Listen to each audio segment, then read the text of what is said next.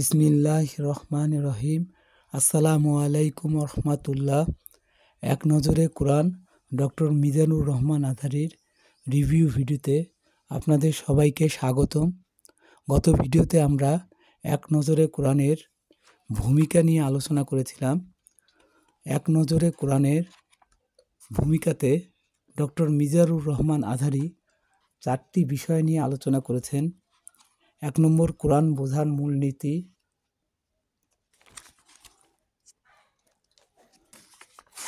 2 নম্বর ছিল কোরআন সংকলনের ইতিহাস।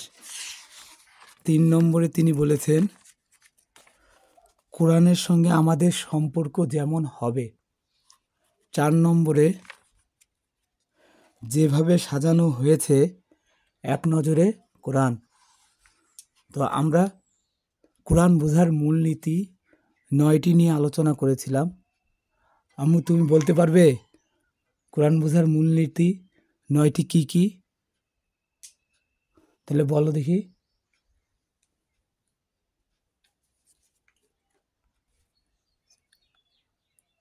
কোরআন বোঝার মূলনীতি 9টি।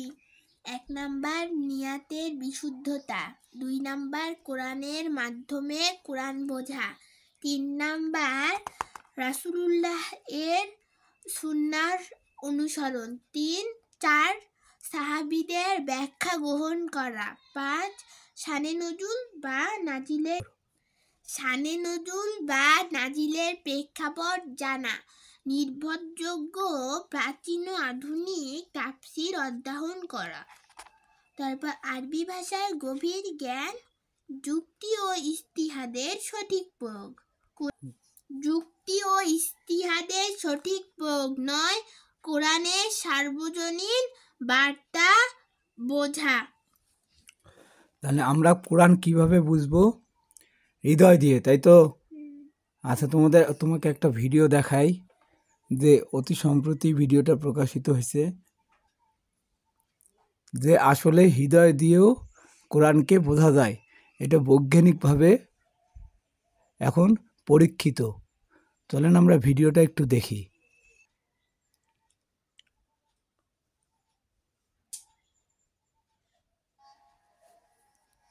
প্রতিটি হৃৎপিণ্ডের নিজস্ব একটি মস্তিষ্ক আছে। এই ধারণাটি বিশ্ববাসীর সামনে সর্বপ্রথম নিয়ে আসেন কানাডার মন্ট্রিল বিশ্ববিদ্যালয়। হৃৎপিণ্ডের নিজস্ব একটি মস্তিষ্ক আছে। এই ধারণাটি বিশ্ববাসীর সামনে সর্বপ্রথম নিয়ে আসেন কানাডার মন্ট্রিল বিশ্ববিদ্যালয়ের ফার্মাকোলজি বিভাগের সহযোগী অধ্যাপক ডক্টর জন অ্যান্ড্রু আর্মার। 1991 সালে তিনি আবিষ্কার করেন হৃৎপিণ্ডের নিজস্ব মস্তিষ্ক আছে। এই হার্ট ব্রেন এমন একটি জটিল স্নায়ুতন্ত্র যা হৃদস্পন্দন নিয়ন্ত্রণ করে। এই সিস্টেমটি মস্তিষ্কের মতোই 40,000 নিউরন, নিউরোট্রান্সমিটার, প্রোটিন এবং সহায়ক কোষ দিয়ে তৈরি। এরপর হার্টের এই ব্রেইন ঠিক কিভাবে কাজ করে তা যাচাইয়ের জন্য 1400 বছর পূর্বে মহান আল্লাহ তাআলা পবিত্র কোরআনের আয়াতসমূহ রাসূলুল্লাহ সাল্লাল্লাহু আলাইহি সাল্লামের হৃদয়ে নাজিল করেছিলেন। এই সম্পর্কে উনি আয়াতে বর্ণনাও করেছেন। কিন্তু এটা প্রমাণিত ছিল না যে মস্তিষ্ক ছাড়াও হৃদয় দিয়েও কোনো বিষয় উপলব্ধি করা সম্ভব। অতএব আমরা কোরআনকে মস্তিষ্ক দিয়ে নয়, হৃদয় দিয়ে বোঝার চেষ্টা করব ইনশাল্লাহ। আজকে ভূমিকার দ্বিতীয় অংশ, যে কোরআন সংকলনের ইতিহাস নিয়ে আলোচনা করব ইনশাল্লাহ। ডক্টর মিজানুর রহমান আজহারী তার ভূমিকায় এই অংশটা হয়তো এই জন্যেই সংকলিত করেছেন যাতে যারা কোরআনের বিশুদ্ধতা নিয়ে প্রশ্ন করেন তাদের মনে যাতে কোনো সন্দেহ আর না থাকে। নবীর যুগে কোরআন সংকলিত হয়েছে কিভাবে? যেভাবে কোরআন লিপিবদ্ধ করা হয়েছে, কোরআন সংকলনে যায়েদ ইবনু সাবিত এর কর্মপদ্ধতি, আবু বকরের যুগে কোরআনের সংরক্ষণ, ওসমানের যুগে কোরআন সংকলন,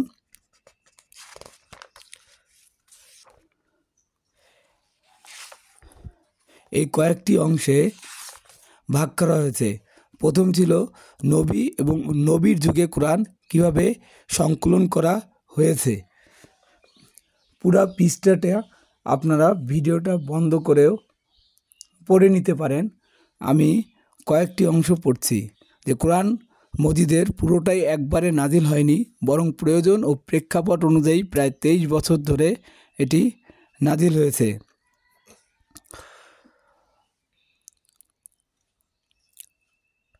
তাই নবী এর যুগে কোরআন মজিদ শুরু থেকেই গ্রন্থাগারে সংকলন করা সম্ভব ছিল না। ফলে কোরআনের প্রথম যুগে কোরআন সংরক্ষণের জন্য সবচেয়ে বেশি জোর দেওয়া হয়েছিল স্মরণশক্তির উপর। নবীর প্রতি যখন ওহী নাজিল হতো তখন তা তার মুখস্থ হয়ে যেত। এভাবে নবীর বক্ষ দেশেই ছিল কোরআন সংরক্ষণের সবচেয়ে নিরাপদ স্থান।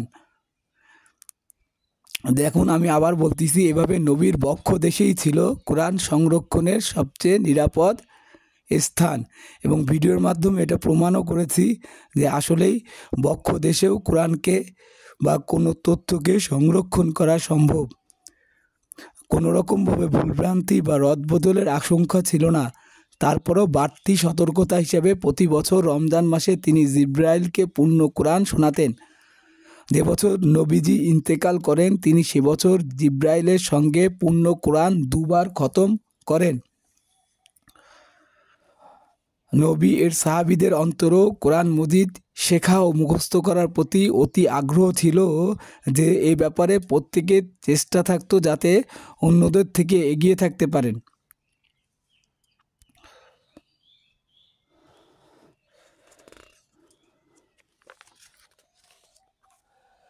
যেভাবে কোরআন লিপিবদ্ধ করা হতো, এই অংশ থেকে পড়ছি, নবী কোরআন মজিদ মুখস্থ করানো ছাড়াও তা লিখে রাখতে বিশেষ ব্যবস্থা গ্রহণ করতেন। যায়েদ ইবনে সাবিত বলেন, আমি নবী এর ওহী লেখার কাজ করতাম। ওহী নাজিল হওয়ার পর উটের কাঁধের হাড় বা অন্য কোনো টুকরা নিয়ে আমি নবীজির কাছে উপস্থিত হতাম। তিনি বলতেন আর আমি লিখতে থাকতাম। লেখা শেষে নবী বলতেন, পড়ো। আমি পড়ে শোনাতাম।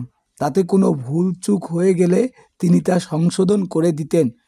যায়েদ ইবনে সাবিত ছাড়া আরও অনেক সাহাবী ওহী লেখার দায়িত্ব পালন করতেন, যাদের মধ্যে খোলাফায়ে রাশিদিন, উবাই ইবনুল কাব, জুবাইর ইবনুল আওয়াম। তাহলে আম্মু বলো তো, কোন সাহাবী কোরআনের আয়াত লিখে রাখতেন? যায়েদ ইবনে সাবিত রাদিয়াল্লাহু তাআলা আনহু কোরআনের আয়াত লিখে রাখতেন। আচ্ছা, উসমান বলেন, রাসূলুল্লাহ সাল্লাল্লাহু আলাইহি সাল্লামের নিয়ম ছিল যখন কোরআন মজিদের কোনো অংশ নাজিল হতো তখন ওই ওই লেখক লেখককে বলতেন, এটুকু অমুক সূরার অমুক অমুক আয়াতের পর লিখে দাও।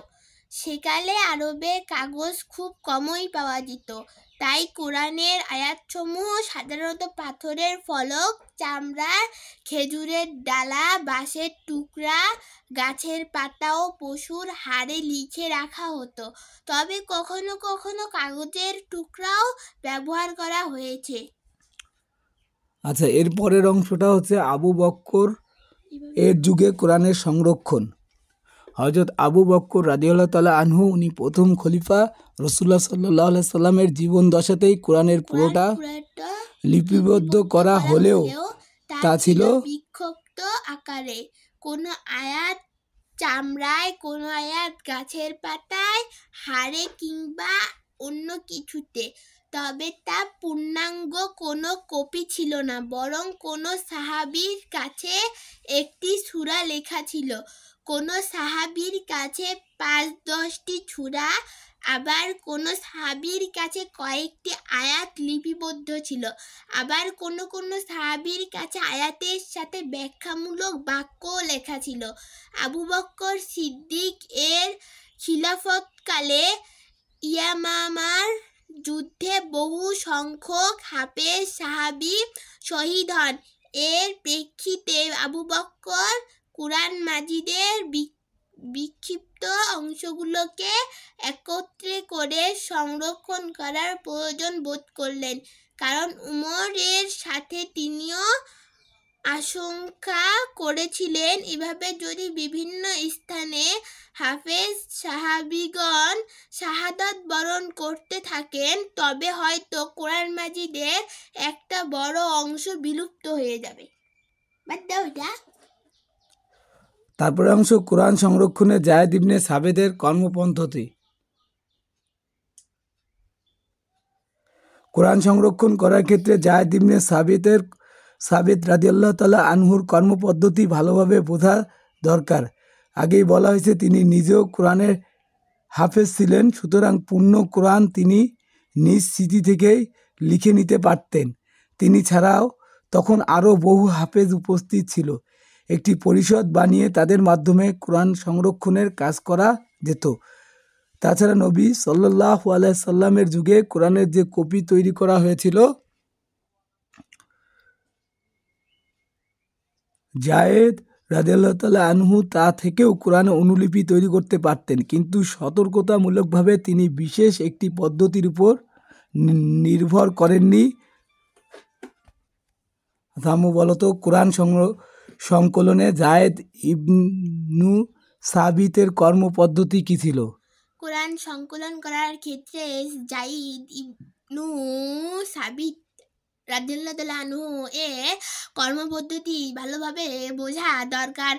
আগেই বলা হয়েছে তিনি নিজেও কোরআনের হাফেজ ছিলেন, সুতরাং পূর্ণ কোরআন তিনি নিজ স্মৃতি থেকেও লিখে নিতে পারতেন। তিনি ছাড়াও তখন আরও বহু হাফেজ উপস্থিত ছিলেন। একটি পরিষদ বানিয়ে তাদের মাধ্যমেও কোরআন সংকলনের কাজ করা যেত। তাছাড়া নবী রাসূল এর যুগে কোরআনের যে কপি তৈরি করা হয়েছিল, জাইদ ইবনে সাবিত রাদিয়াল্লাহু তাআলা আনহু তা থেকেও কোরআনের অনুলিপি তৈরি করতে পারতেন, কিন্তু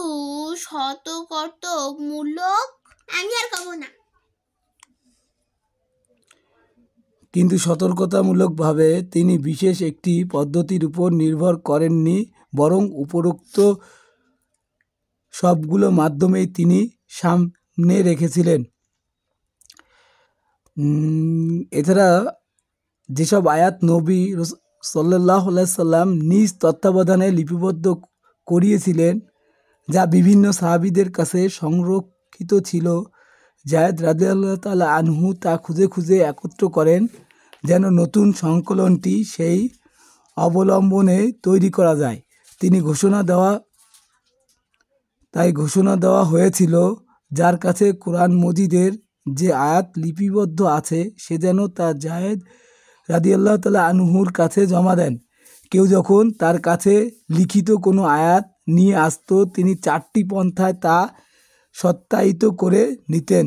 সর্বপ্রথম নিজ স্মৃতির সাথে তা মিলিয়ে নিতেন। ওমর রাদিয়াল্লাহু তাআলা আনহু কোরআনের হাফেজ ছিলেন। বিভিন্ন রিওয়ায়াত থেকে জানা যায়, আবু বকর রাদিয়াল্লাহু তাআলা আনহু তাকেও জায়েদ রাদিয়াল্লাহু তাআলা আনহুর সহযোগী হিসেবে নিযুক্ত করেছিলেন। কেউ যখন কোনো আয়াত নিয়ে আসতো, তখন জায়েদ ও হযরত ওমর রাদিয়াল্লাহু তাআলা আনহু উভয় মিলেই তা গ্রহণ করতেন, যতক্ষণ পর্যন্ত না দুজন নির্ভরযোগ্য সাক্ষী ওই সাক্ষ্য দিত যে এই আয়াত নবী সাল্লাল্লাহু আলাইহি সাল্লাম এর সামনেই লেখা হয়েছিল, ততক্ষণ পর্যন্ত লিখিত কোনো আয়াত গ্রহণ করা হতো না। অতঃপর লিপিবদ্ধ আয়াতগুলোকে সেই সকল সংগ্রহের সাথে মিলিয়ে দেখা হতো যা বিভিন্ন সাহাবী তৈরি করে রেখেছিলেন। এইভাবে অত্যন্ত সূক্ষ্মভাবে কোরআনের আয়াতগুলোকে তারা দুজনে সংরক্ষণ করেছেন। শেষ অংশে হযরত উসমানের যুগে কোরআন সংকলনের ইতিহাসটা বর্ণনা করা হয়েছে। ওসমান রাদিয়াল্লাহু তাআলা আনহু 4 জন সাহাবীকে দিয়ে একটি পরিষদ গঠন করেন। এর সদস্য ছিলেন জাইদ ইবনে সাবি, আবদুল্লাহ ইবনুজ জুবাইর, সাইদ ইবনুল আস ও আব্দুর রহমান ইবনে হারিস ইবনে হিশাম রাদিয়াল্লাহু তাআলা আনহু। তাদের দায়িত্ব ছিল আবু বকরের সংকলন, আবু বকর রাদিয়াল্লাহু তাআলা আনহুর সংকলন দেখে দেখে কয়েকটি অনুলিপি তৈরি করা এবং তাতে সূরাগুলির বিন্যস্ত রূপে লিপিবদ্ধ করা। এই চারজন সাহাবীর মধ্যে কেবল যায়েদ ইবনে সাবিত রাদিয়াল্লাহু তাআলা আনহুই ছিলেন আনসারী, আর বাকি সবাই ছিলেন কুরাইশি। তাই ওসমান রাদিয়াল্লাহু তাআলা আনহু তাদেরকে নির্দেশ দিলেন, কোরআনের কোনো অংশে যদি তোমাদের ও যায়েদের মধ্যে মতভেদ দেখা দেয়, অর্থাৎ কোনো শব্দ কিভাবে লেখা হবে তা নিয়ে মত ভিন্নতা দেখা দেয়, তবে তা কুরাইশির রীতি অনুযায়ী লিখবে, কেননা কোরআন মজিদ তাদের ভাষাতেই নাজিল হয়েছিল।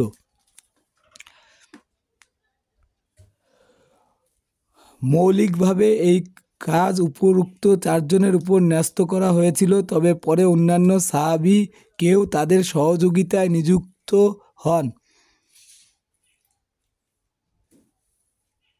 সবাই মিলে কোরআন সংকলনের ক্ষেত্রে যে কাজগুলো করেছিল তা হলো, কোরআনের যে সংকলন আবু বকর রাদিয়াল্লাহু তাআলা আনহুর এর আমলে তৈরি করা হয়েছিল তাতে সূরাসমূহ বিন্যস্ত ছিল না, বরং প্রতিটি সূরা আলাদা আলাদাভাবে লেখা হয়েছিল। নতুন সংকলনে সবগুলি সূরা বিন্যস্ত আকারে একই কপিতে লিপিবদ্ধ করা হলো। কোরআন মজিদের আয়াতগুলি এমনভাবে লেখা হলো যাতে কোরআনের লিখিত রীতিতে মুতাওয়াতির সবগুলির কিরাআতই এসে পড়ল। আর ঠিক এ কারণেই তখন ওই সংকলনে নুক্তা ও হরকত লাগানো হয়নি, যাতে সমস্ত মুতাওয়াতির কিরাআত অনুযায়ী কোরআন পড়া যায়।